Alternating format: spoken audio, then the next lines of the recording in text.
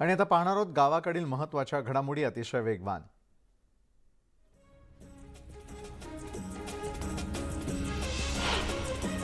मुरबाडमधील महावितरणचा भोंगळ कारभार उघड झालेला आहे। आदिवासी महिलेला महावितरणने 82,000चं वीज बिल सोपवलेलं आहे।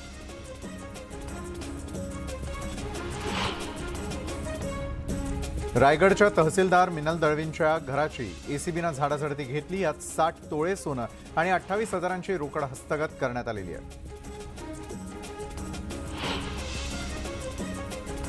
राष्ट्रीय पक्षी दिनाच्या दिवशी नांदेडमध्ये मोराचा संशयास्पद मृत्यू झाला। मोराची शिकार झाल्याचा संशय असून वन विभागाकडून अधिक चौकशी सुरू आहे। नाशिकच्या मालेगाव भागातील एका ग्रामस्थाने मांजर समजून बिबट्याचं पिलू पाळलं। या पिलाची तब्येत बिघडल्याने त्याला नाशिक वन विभागाकडे सोपवण्यात आलं। तर 5 महिन्यांच्या उपचारांनंतर हे बिबट्याचं पिलू ठणठणीत बरं झालेलं आहे। अकोल्याच्या बाळापूर तालुक्यामधील बटवाडी येथे आढळलेली 2 पिलं ही बिबट्याची असल्याचं समजून ग्रामस्थांमध्ये भीती निर्माण झालेली होती। मात्र ही पिलं रान मांजरीची असल्याचं वन विभागानं सांगितलंय। बारामतीमध्ये साप चावून चिमुकल्याचा मृत्यू झालाय। उपचारांदरम्यान डॉक्टरांच्या हलगर्जीपणामुळे मृत्यू झाल्याचा नातेवाईकांनी आरोप केलेला आहे। कारवाईशिवाय मृतदेह स्वीकारण्यास कुटुंबियांनी नकार दिलेला आहे। मुख्यमंत्री एकनाथ शिंदे भंडारा दौऱ्यावरती आहेत आणि या दौऱ्यादरम्यान त्यांनी गोसी खुर्दमधील जलपर्यटन प्रकल्पाची पाहणी केली। भंडाऱ्यामधील विविध विकास कामांचं उद्घाटन मुख्यमंत्र्यांच्या हस्ते करण्यात आलं।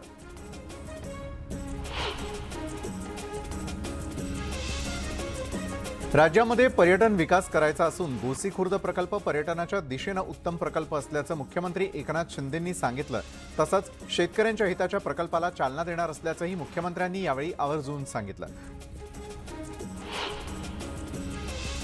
राज्य सरकारनं 18,000 पोलीस कर्मचाऱ्यांची भरती जाहीर केलेली आहे। मात्र गेली वर्षानुवर्षे पोलीस दलामधील बँड पथकामध्ये सामील होण्यासाठी सराव करणाऱ्या विद्यार्थ्यांच्या स्वप्नावर विरजण पडलेलं आहे। बँड पथकासाठी राज्यात एकही जागा राखीव ठेवण्यात न आल्यानं जवळपास 10 ते 11,000 विद्यार्थ्यांचं स्वप्न धुळीला मिळालंय। बीड जिल्ह्यामध्ये वर्ग 1 वैद्यकीय अधिकारी पदाच्या 28 जागा रिक्त आहेत आणि त्यामुळे रुग्णांना सेवा देताना आरोग्य विभागाची दमछाक होतीये आणि त्यामुळे या जागा भरण्याची मागणी देखील होऊ लागली आहे। अहमदनगरमधील 3 तालुक्यांचं वनपरिक्षेत्र कार्यालय असलेली इमारत ही धोकादायक स्थितीमध्ये असल्यानं कार्यालय दुसरीकडे हलवण्यात आलेलं आहे। कोपरगावच्या महात्मा गांधी चॅरिटेबल ट्रस्टच्या जागेत 38 वर्षांपूर्वी हे वनपरिक्षेत्र कार्यालय बांधण्यात आलेलं होतं। मुक्ताईनगरमधील कुऱ्हा ते धामणगाव फाटा मार्गावरती मोठमोठे खड्डे पडलेले आहेत। या खड्ड्यांमुळे स्थानिकांना रोज त्रास सहन करावा लागतोय। मात्र बांधकाम विभाग रस्त्याच्या दुरवस्थेकडे दुर्लक्ष करत असल्यानं ग्रामस्थ संताप व्यक्त करतायत। धुळे जिल्ह्यामधील गावठाण जमिनीच्या ड्रोन सर्वेक्षणाच्या कामाला गती देण्याचे निर्देश जिल्हाधिकाऱ्यांनी दिलेले आहेत। पहिल्या टप्प्यामध्ये 368 गावांचं सर्वेक्षण होणार असून आतापर्यंत 180 गावांचं सर्वेक्षण पूर्ण झालेलं आहे। भटक्या कुत्र्यांना खायला द्यायचं असेल तर त्यांना दत्तक घ्या असा निर्णय कोर्टानं दिलेला होता। या निर्णयाविरोधात याचिका दाखल करण्यात आली आहे। यावर भटक्या कुत्र्यांना रस्त्यावरती खायला देण्यास मनाई करणाऱ्या आदेशाला स्थगिती देण्यास नागपूर खंडपीठानं नकार दिलेला आहे। हर हर महादेव चित्रपटाविरोधात संभाजी ब्रिगेडनं सेन्सॉर बोर्डाकडे तक्रार केलेली आहे। इतिहासाची मोडतोड केल्याचा आरोप करत चित्रपटावरती बंदी घालून सेन्सॉर प्रमाणपत्र रद्द करावं अशी मागणी संभाजी ब्रिगेडनं केलेली आहे। अहमदनगर शहरामध्ये स्मार्ट LED प्रकल्प राबवण्यात अपयश आलेलं आहे। शहरातील अनेक भागांमध्ये आजही दिवे बसवलेले नाही आहेत, तर काही ठिकाणी दिव्यांचा प्रकाश कमी पडतोय। स्मार्ट LED प्रकल्प राबवण्यात अपयश आलं तरीही संबंधित कंपनीवर कारवाई का केली नाही असा प्रश्न अहमदनगरकर विचारू लागले आहेत। बीडच्या परळी रेल्वे स्थानकातील मालधक्का आणि गोडाऊनची दुरवस्था झालेली असून तेथील अस्वच्छतेमुळे 156 कामगारांचं आरोग्य धोक्यात आलंय। याबाबत रेल्वे प्रशासनाला पत्र देऊनही प्रशासन दुर्लक्ष करत असल्यानं संताप व्यक्त केला जातोय। नांदेडच्या स्वामी रामानंद तीर्थ मराठवाडा विद्यापीठामध्ये SFIनं आंदोलन केलं। परीक्षा शुल्क कमी करण्यासह विविध मागण्यांसाठी आंदोलन करण्यात आलं। नांदेड जिल्ह्यामधील नायगाव, देगलूर आणि मुखेड तालुक्यातील मजूर पश्चिम महाराष्ट्रामध्ये ऊस तोडीसाठी स्थलांतर करतात आणि त्यामुळे अनेक गावं ओस पडलेली आहेत। दिवाळीनंतर नांदेड जिल्ह्यातून हजारो मजूर गाव सोडून जात आहेत।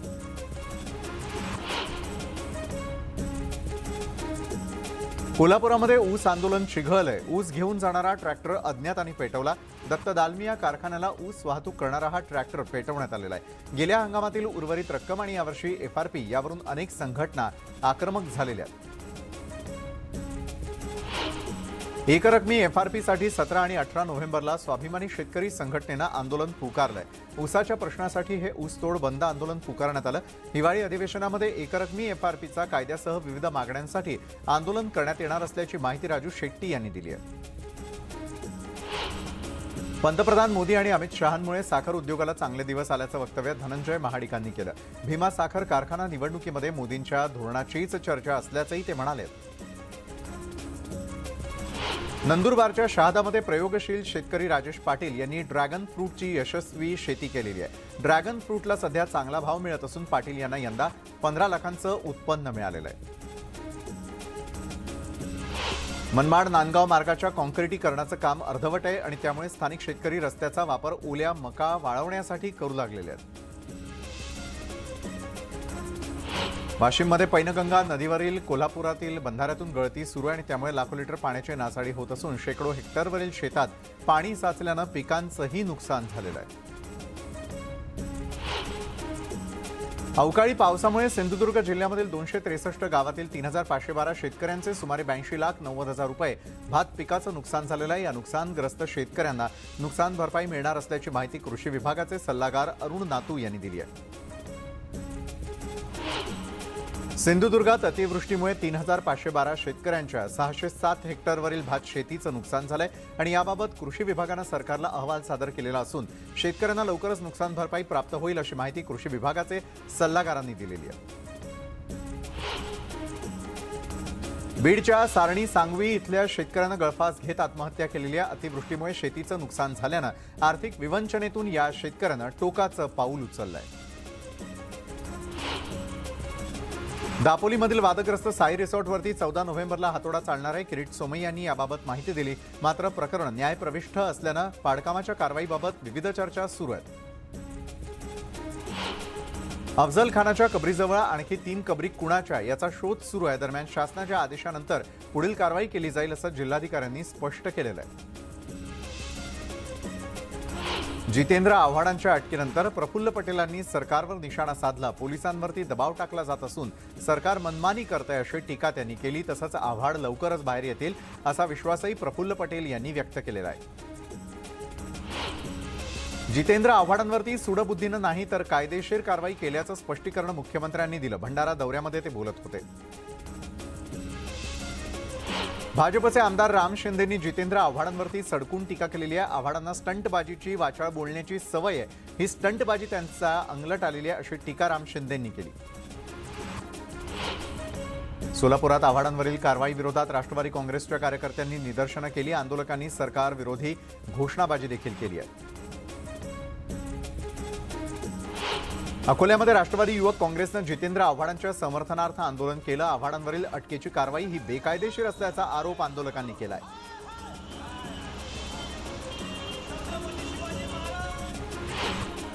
जितेंद्र आव्हाडांविरोधात ज्यांनी तक्रार केली तेच लोक सांगतात की आव्हाडांनी आम्हाला वाचवलं. मग कोणत्या कायद्याखाली आव्हाडांना अटक केली असा सवाल माजी गृहराज्यमंत्री सतेज पाटील यांनी केलाय. हिंगोलीत भारत जोडो यात्रेदरम्यान ते बोलत होते.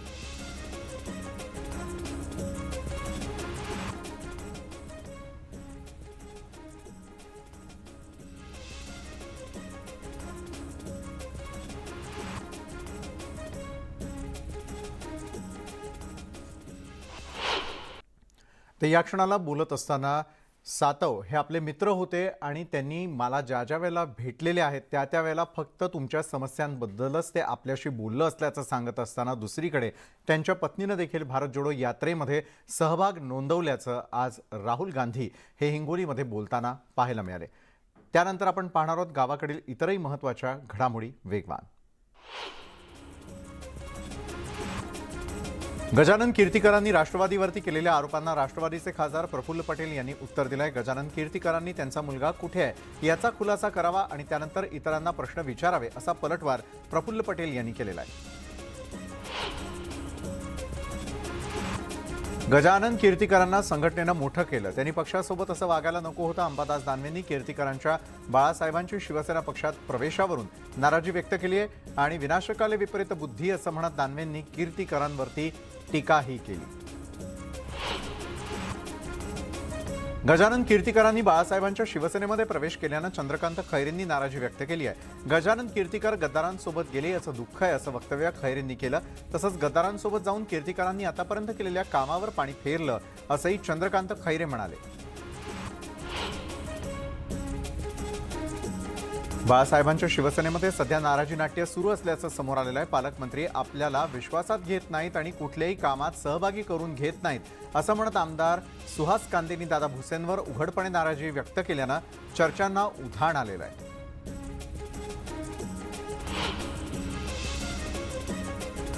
अकोल्याच्या मूर्तिजापूर तालुक्यामध्ये अवैध देशी दारूची वाहतूक करत असताना दोघेजण पोलिसांना आढळून आले. दोघांना ताब्यात घेऊन त्यांच्याकडून 80,000चा मुद्देमाल जप्त केला गेलेला आहे.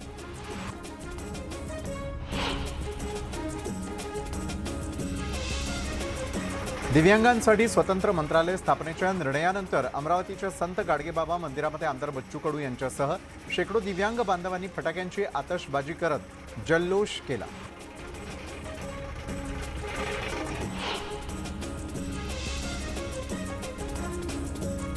दिव्यांगांसाठी स्वतंत्र मंत्रालय स्थापन करण्याचा निर्णय झाल्यानंतर जळगाव जिल्ह्यातील रावेर येथे प्रहारचे कार्यकर्ते आणि दिव्यांग बांधवांनी जल्लोष केला आणि यावेळी प्रहार जनशक्ती पक्षाचे कार्यकर्ते देखील उपस्थित होते.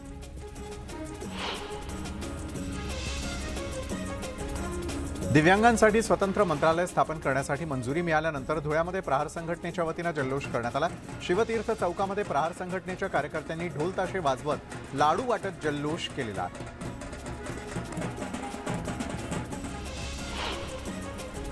राज्य सरकारनं दिव्यांगांसाठी स्वतंत्र दिव्यांग मंत्रालयाची घोषणा केल्यानंतर माणगावामध्ये प्रहार अपंग क्रांती संघटनेतर्फे आनंदोत्सव रॅली काढण्यात आली आणि वाजत गाजत निघालेल्या या रॅलीमध्ये मोठ्या संख्येनं दिव्यांग बंधू भगिनी सहभागी झालेले होते.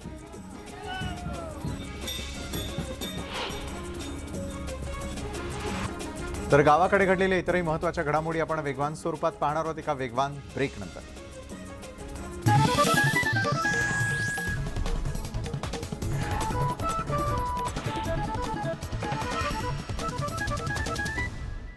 म्हणत जनता तुम्हाला माफ करणार नाही असा इशाराच पाटील यांनी दिला. प्रदेशाध्यक्ष चंद्रशेखर बावनकुळे आज कोल्हापूरचा दौरा करणार आहेत. या ठिकाणी ते पक्षाच्या पदाधिकाऱ्यांची बैठक घेणार असून विविध उपक्रमांमध्ये देखील सहभागी होतील. पक्षनेते अजित पवार पुणे दौऱ्यावर आहेत. या ठिकाणी ते विविध कार्यक्रमांमध्ये सहभागी होणार आहेत. भाजपच्या महिला मोर्चाच्या प्रदेशाध्यक्ष चित्रा वाघ आज वर्धा जिल्ह्यात दौऱ्यावर आहेत. या ठिकाणी त्या जिल्हाधिकारी आणि तसंच पोलीस अधीक्षकांची भेट घेऊन चर्चा करतील. समाजवादी पार्टीचे प्रदेशाध्यक्ष अबू आझमी यांनी मालेगावात सभा घेतली. यावेळी आगामी निवडणुकीमध्ये एमआयएम सोबत युती करणार नाही असं ठाम मत त्यांनी व्यक्त केलं.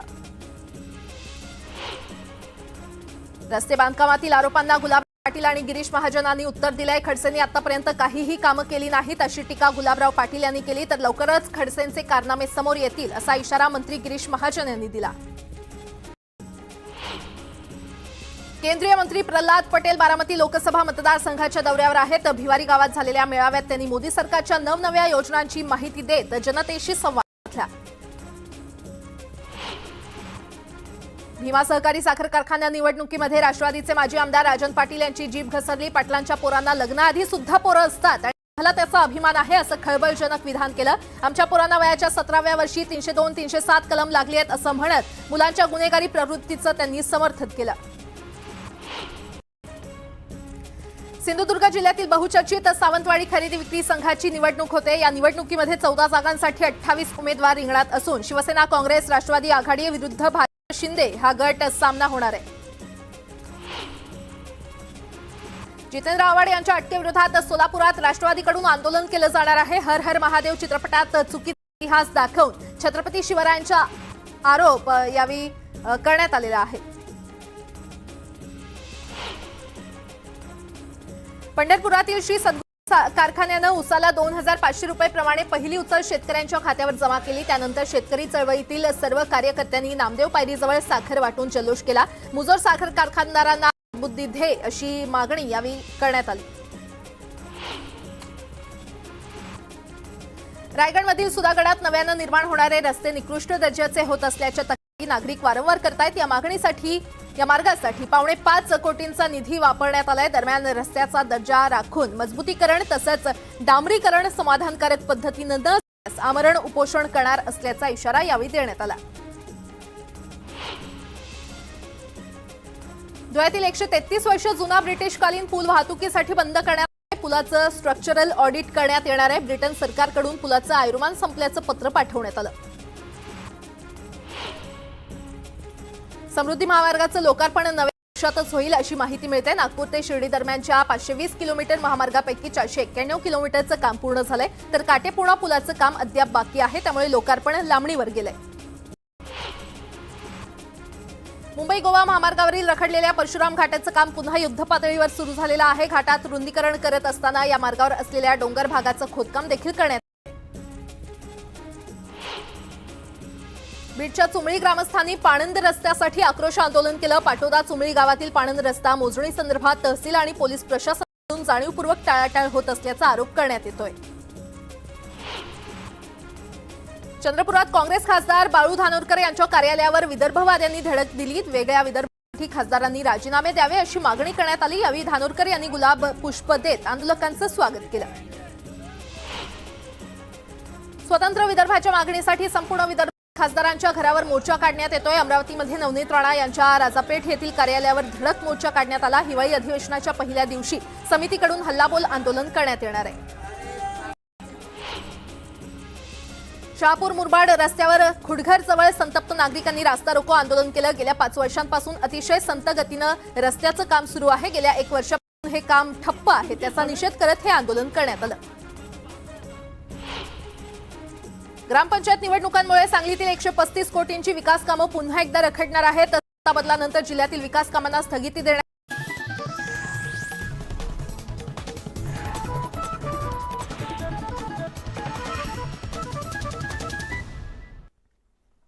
ब्रेकनंतर आपल्या सगळ्यांचं पुन्हा एकदा स्वागत आणि आता पाहूयात उर्वरित बातम्या.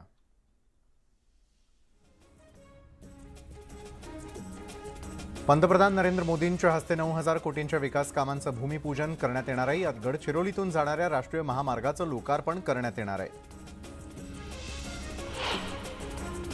चैत्यभूमी आणि दीक्षाभूमीच्या पार्श्वभूमीवरती सांगली जिल्ह्यातील गुगवाड या ठिकाणी पश्चिम महाराष्ट्रातील भव्य अशी धम्मभूमी उभारण्यात आलेली आहे. तर या धम्मभूमीचा लोकार्पण सोहळा बौद्ध समाजातील धार्मिक नेत्यांच्या हस्ते पार पडला. पारीतील बल्लाळेश्वर मंदिरामध्ये संकष्टी चतुर्थी निमित्तानं भाविकांनी दर्शनासाठी गर्दी केली. संकष्टी निमित्तानं श्री बल्लाळेश्वराची मूर्ती फुलांनी सजवलेली होती, तर सर्वत्र विद्युत रोषणाई देखील करण्यात आलेली होती.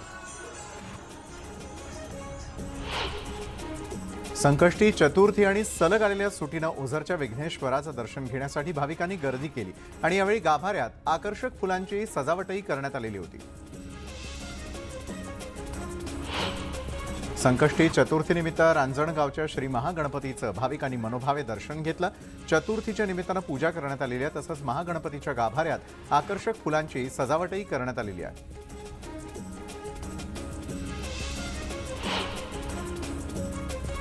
तर होत्यात संपूर्ण दिवसभरात गावाकडे घडलेल्या अतिशय महत्त्वाच्या अशा गावाकडच्या बातम्या. तर गावाकडच्या बातम्यांमध्ये वेळ झाली इथं थांबण्याची. ताज्या घडामोडींसाठी पाहायला विसरू नका न्यूज 18 लोकमत.